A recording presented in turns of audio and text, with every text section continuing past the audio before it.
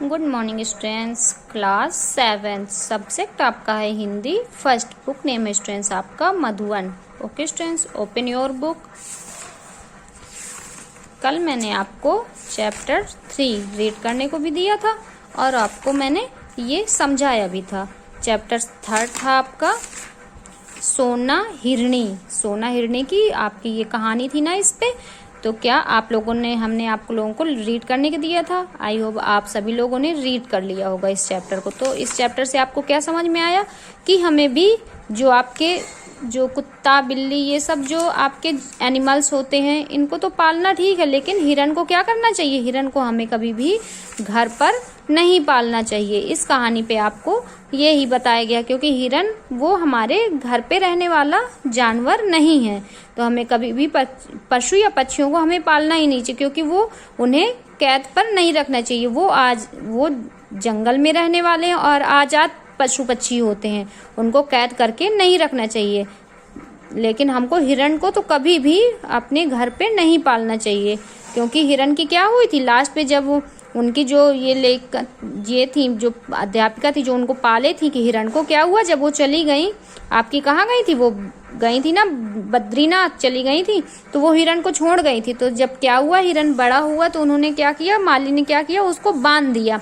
अब जब उसकी रस्सी इतनी बड़ी नहीं थी, हिरन तो चकने वाला छलांग लगाने वाला ही जानवर होता है, और जब उसने छलांग लगाई तो गर्दन पे क्या हुई, उसकी रस्सी टाइट हो गई और उसकी जान चली गई। इसीलिए हमें कभी भी जानवर को क्या करना, पालना नहीं चाहिए। और हिरन जैसे जानवर को तो कभी भी नहीं पालना चाहिए, क्योंकि वो खुला घूमने वाले जानवर हैं। उनको कैद करके या रस्सी से बांधकर नहीं रखा जा सकता। ओके स्टूडेंट्स, आज हम ये कहानी किसने लिखी थी, महादेवी वर्मा ने। तो आज हम पढ़ेंगे प्रसिद्ध कवित्री। लेखक का परिचय है। प्रसिद्ध कवित्री लेखिका महादेवी वर्मा का जन्म 26 मार्च सन 1907 में 26 मार्च 1907 में फर्रुखाबाद में हुआ था। आपकी महादेवी वर्मा का जन्म कब हुआ था, 26 मार्च 1907 को फर्रुखाबाद में हुआ था। इन्होंने गद्य और पद्य दोनों में सुंदर रचनाएं की। उन्होंने किसमें गद्य में भी लिखा और आपका पद्य में भी लिखा। गद्य और पद्य दोनों में उन्होंने क्या की, सुंदर रचनाएं की हैं। स्मृति की रेखाएं, अतीत के चलचित्र, ये कौन कौन सी उनकी है, स्मृति की रेखाएं हैं, अतीत के आपके चलचित्र हैं, पथ के साथ ही मेरा परिवार, इनकी प्रसिद्ध गद्य रचनाएं थी। ये क्या थी, ये उनकी गद्य रचनाएं थी।